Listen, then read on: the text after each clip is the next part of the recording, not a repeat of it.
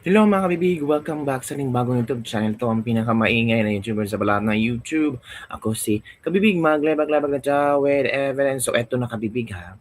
Nako, ewan ko ba kung tanga lang or hindi niya alam kung ano ang kanyang gagawin.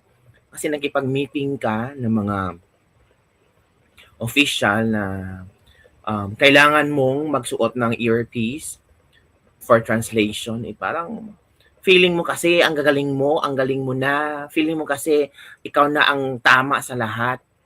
Ito kabibig ha, kakahiya.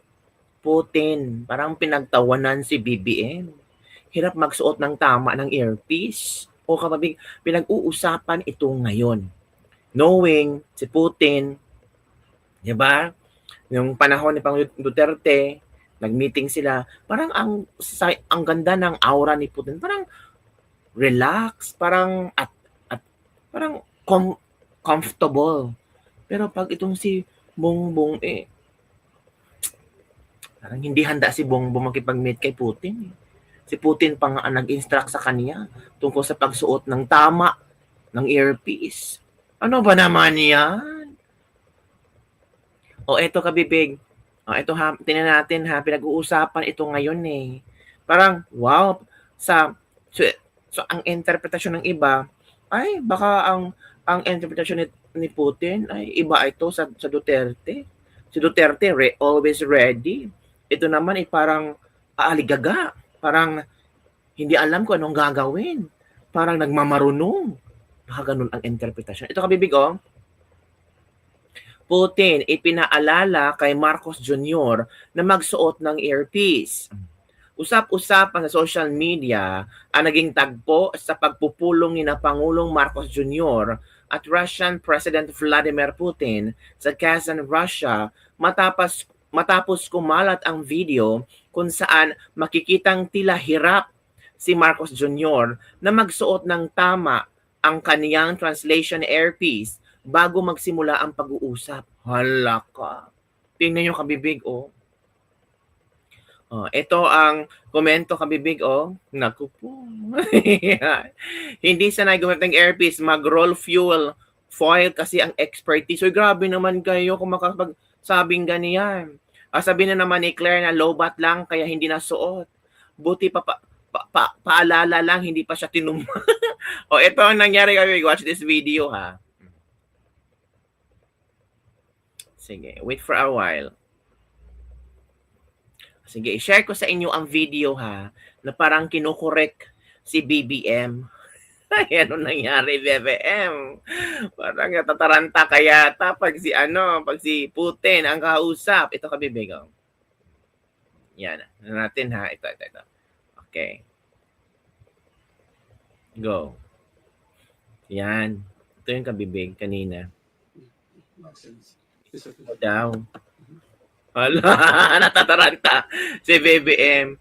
Wala, grabe naman yung iba, hindi pinaalalahanan si BBM na magsuot ng earpiece translation. Diba? Yung kasama ni BBM, hala ka. Ang mukha ni Putin, parang, hala.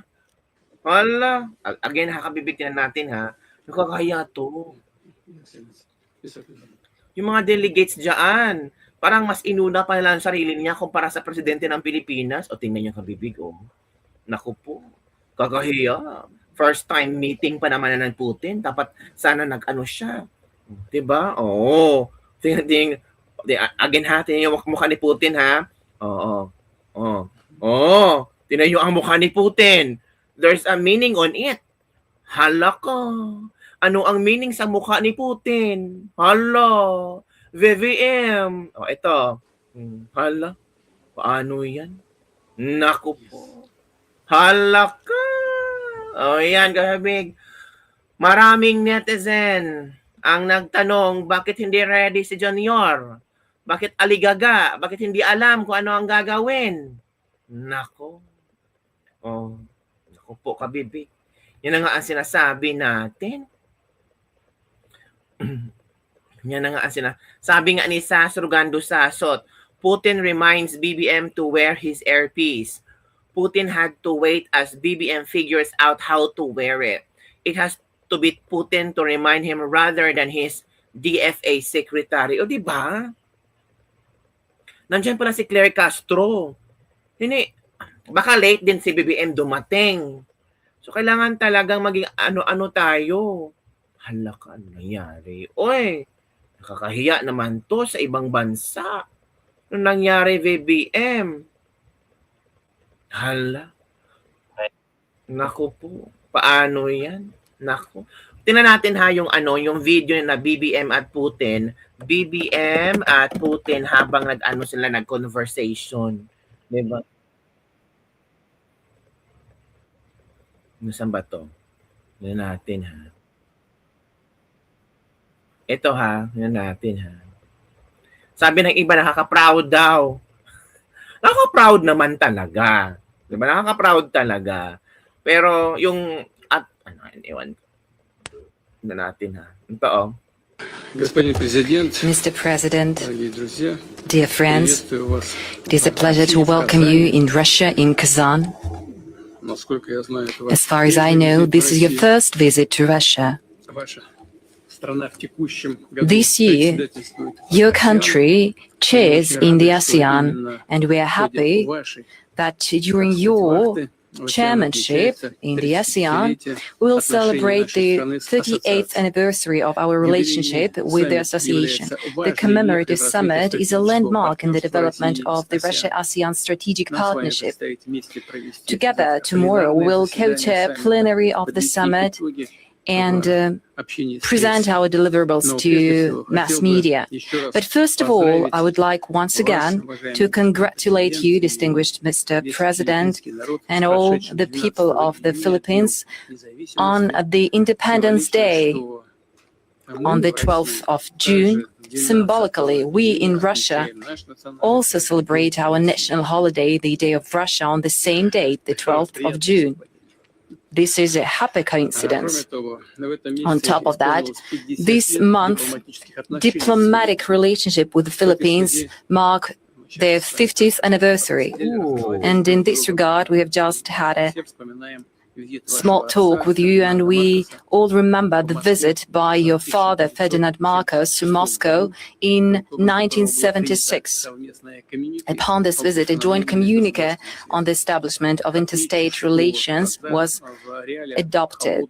It is noteworthy that then, amid the Cold War, it required the political will from the Philippine leadership. Such well-balanced and pragmatic approach to international affairs is, of course, of high demand today.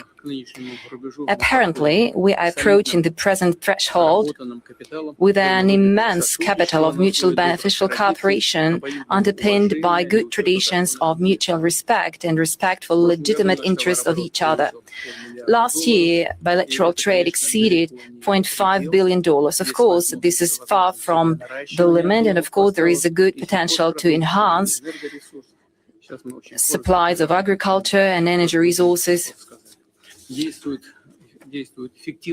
Effective mechanisms of applied cooperation are in place. This includes the joint Russia-Philippine Commission on Trade and Economic Cooperation. Today, we have a good opportunity, Mr. President, to evaluate the current state of the Russia-Philippine cooperation. Once again, welcome.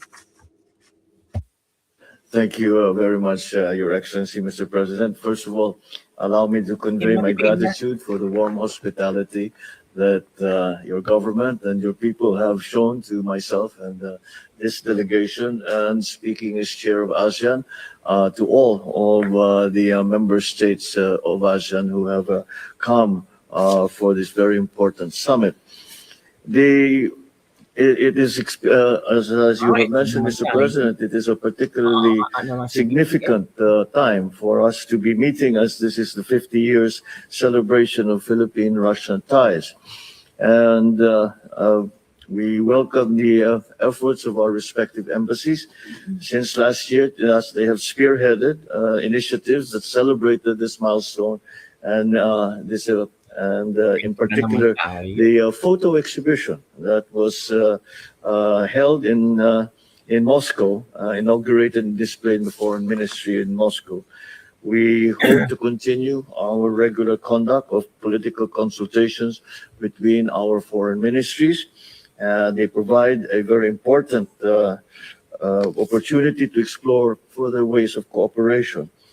And once again, speaking as chair of ASEAN, I personally extend my invitation to Your Excellency to attend the 21st East Asia Summit, which is scheduled to take place in Manila next November.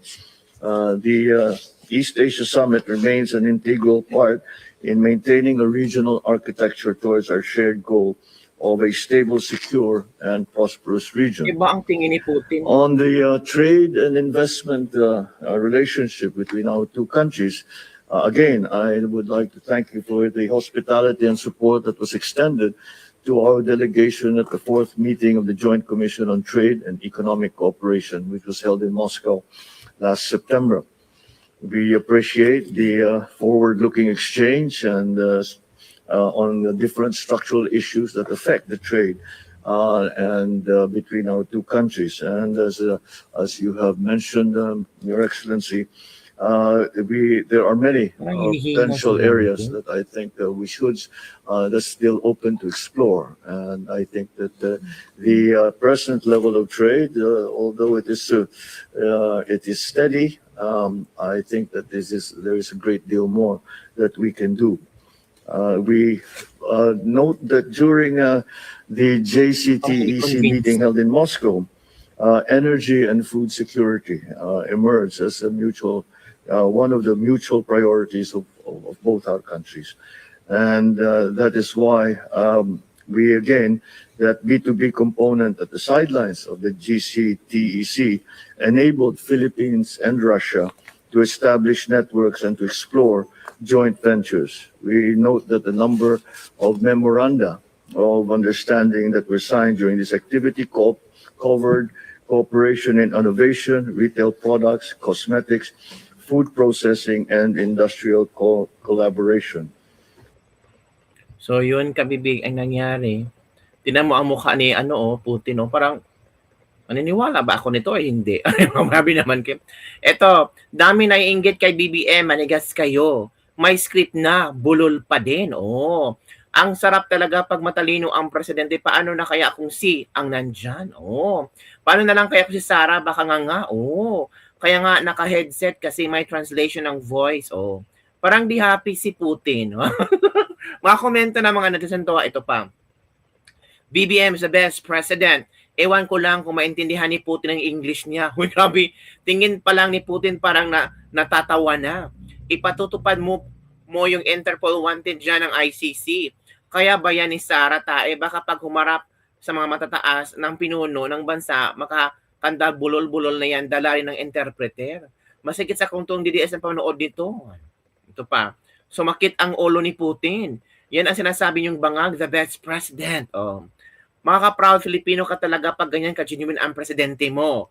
Mag-joint na kayo dyan at kumala sa Amerika. Yun ha.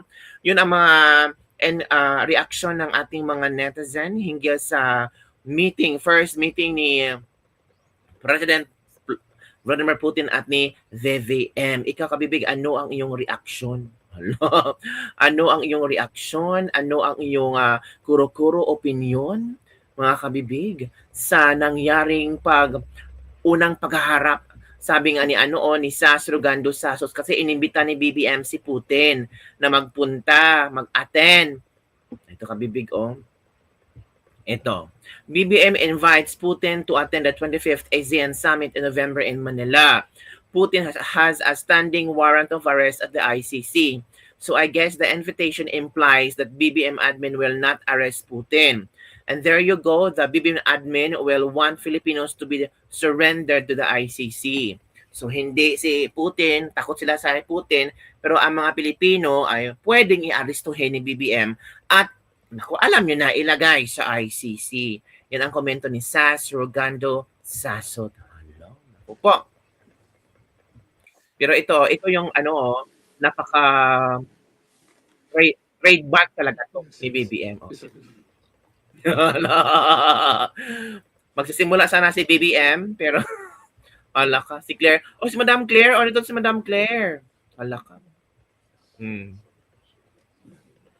Hala, hala, ang mukha ni Putin. Ginoo. Naunsa ni. Ito.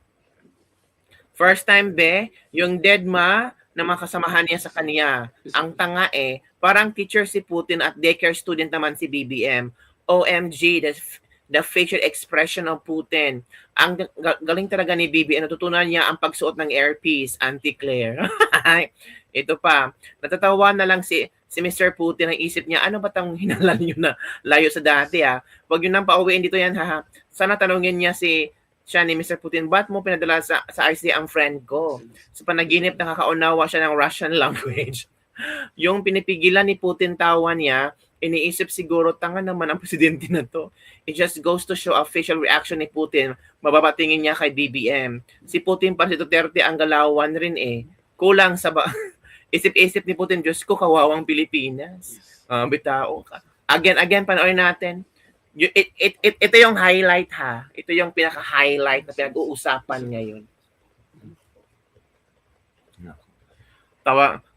Natawa si Putin. Tapos hindi pa alam ni BBM kung paano isuot. Yun yung kabibig. Tumawa si Putin. Secretly tumatawa. Halak. Nako. So ano ang yung reaction diyan? Nagbigay ba ng magandang impression si BBM kay Putin?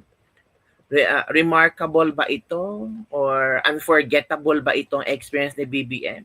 Kasi parang ano ba? Parang hindi pa nga nagsisimula pero mali-mali ka na. Parang first impression will last. Parang totoo itong first impression will last, mga kabibig. Pero parang ang mukha ni Putin talaga parang tumawa. Iba si Putin. 'Di ba?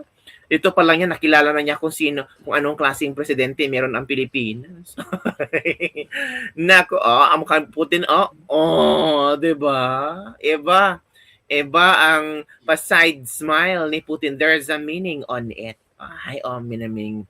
So yun lang, kabibig ang ating lebak-lebak for today. Well, nobody is perfect. Baka hindi na-brief hindi na-briefing si BBM na, may earpiece doon, kailangan gamitin yun, make sure alam mo kung paano gumamit. Yung mga kasama ni BBM, hindi man lang tinulungan si BBM.